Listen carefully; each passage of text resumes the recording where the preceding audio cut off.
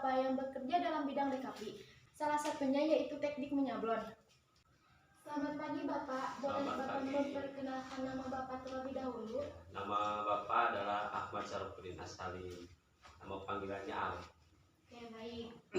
Sebelum kita masuk ke pertanyaan yang lainnya, boleh Bapak menjelaskan terlebih dahulu apa itu teknik menyablon? Teknik menyablon itu adalah teknik cetak saring, memindahkan tinta.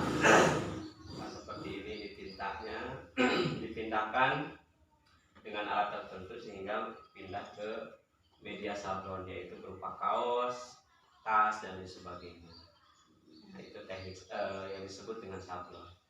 Komponen apa saja yang Bapak gunakan untuk menyablon? Nah, untuk menyablon komponen utama yaitu screen. Nah, seperti ini screen, kemudian ada rangkel, kemudian ada meja sablon, ini mejanya, kemudian yang tak kalah penting yaitu tinta sablon, dan yang lainnya mungkin sebagai tambahan. Itu komponen utamanya. Bapak boleh menjelaskan bagaimana teknik menyablon yang benar agar hasilnya bagus dan memuaskan? Ya, hasil yang bagus dan memuaskan itu tergantung teknik sablon yang bagus juga, yang sesuai dengan aturannya. Untuk hasil yang maksimal biasanya tergantung dari jenis tinta. Tinta yang digunakan biasanya ada tinta kuaret atau berbasis air, ada tinta yang berbasis minyak. Nah, kebetulan pada kali ini yang saya gunakan adalah tinta yang berbasis minyak. Nah, kalau berbasis minyak itu biasanya tidak mudah kering, jadi didiamkan selama beberapa hari pun tidak akan kering, kecuali dengan pengering tertentu. Nah, maka pengerjaan yang baik itu adalah pengerjaan yang step by stepnya itu tepat, seperti pengeringan yang tepat. Kalau teknik penyablonannya sama dengan yang lain, tergantung dari mejanya. Kalau mejanya presisi, maka hasilnya juga bagus presisi. Karena dalam sablon itu tidak cukup satu kali naik satu kali, ya pasti berkali-kali, bisa 3 kali, 4 kali, sampai 12 kali biasanya.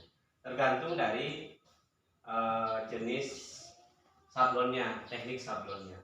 Nah, kebetulan biasanya ini 3 kali naik satu warnanya, jadi ya harus dikeringkan, kemudian ditimpa lagi dengan menggunakan meja yang presisi, maka gambar tidak akan meleset.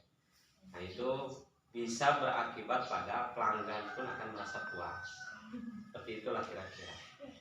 Bisa memakan waktu berapa lama proses penyablonan? Untuk sablon itu tergantung banyaknya. Biasanya kalau sehari itu 2 lusin bisa selesai. Namun tergantung warnanya juga. Kalau misalkan satu warna seperti ini, mungkin 1 jam bisa selesai 2 lusin. Cuman kalau banyak warna seperti yang dipakai ini, itu biasanya tergantung banyaknya warna, sehingga bisa memakan waktu yang lama. Sehari bisa lah 2 lusin untuk yang full warna seperti ini. Kalau untuk yang seperti ini satu warna itu 1 jam juga selesai, baru finishing lah seperti ini. Gambar atau model apa saja yang bisa Bapak buat di sini? Model tergantung pesanan.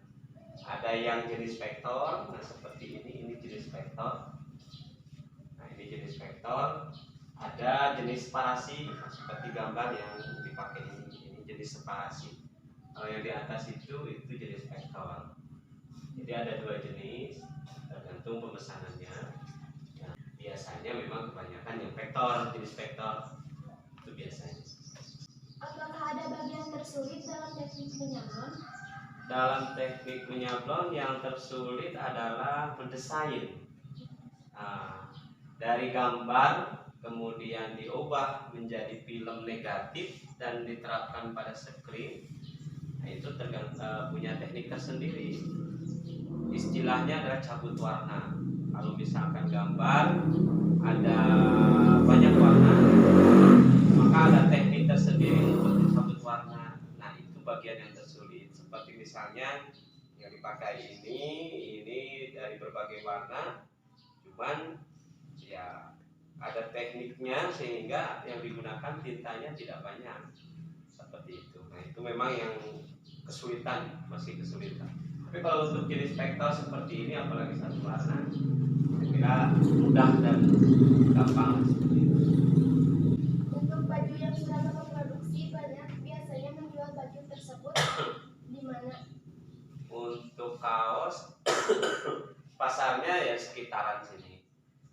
Biasanya para komunitas, anak sekolah atau yang lain lah. Tidak jauh lah pokoknya. Tapi kemarin ada yang dari Kalimantan, dari Sumatera juga ada yang pesan melalui online, kemudian dikirim dan alhamdulillah sudah sampai ke Kalimantan dan Sumatera. Apakah Bapak membuka toko? Untuk toko kebetulan belum punya. Kalau dulu punya, jadi workshopnya itu sambil di toko di pinggir jalan. Nah, kalau sekarang karena kebetulan kemarin kena pandemi, jadi belum buka lagi di toko di depan jalan, di pinggir jalan. Cuman memanfaatkan rumah dan alhamdulillah ini masih berjalan. Untuk baju yang Bapak produksi, banyak menjualnya dengan kisaran harga berapa? Untuk satu baju kisaran 60 sampai 100 biasanya. Tergantung banyaknya. Kalau banyak, kalau pesanannya banyak berarti harganya di coating. Kalau misalkan sedikit, ya harganya pasti naik. Disesuaikan dengan. Tidak tergantung ukuran. Kalau ukuran ada biasanya yang all size itu dari XL ke bawah itu sama. Kalau untuk double XL, triple XL ya yang besar itu beda harganya. Kemudian ada jenis kaos itu kan ada jenis oblong seperti ini, jenis oblong namanya. Ada jenis yang lain seperti jenis wangi, kemudian jenis apa namanya yang 3/4 itu. Nah, itu beda juga warnanya. Tergantung pesanannya seperti apa modelnya. Itu harga juga berbeda. Kalau saya boleh tahu, Ya. berapa omset yang dapat dalam satu bulan? Satu bulan kisaran 7 sampai 10 biasanya. 10 juta. Ya.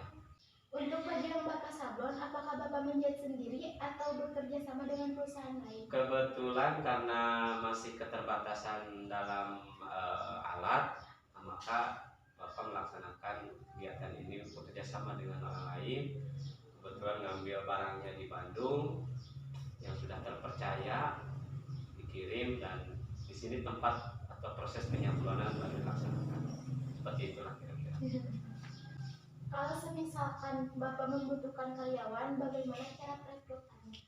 Untuk karyawan mungkin saat ini belum punya karena memang orderannya masih terbatas, masih bisa dikerjakan sendiri.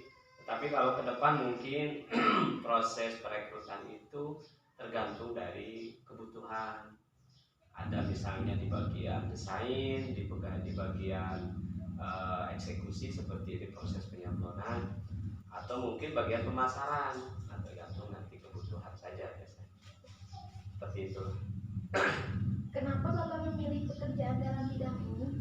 Bidang sablon itu pekerjaan yang unik ya, karena membutuhkan kreativitas. Kemudian juga ada semacam seninya juga. Jadi berbagai orang punya seni tersendiri, kemudian dituangkan dalam sablon. Nah itu juga punya keunikan. Nah, kenapa milih sablon? Satu memang karena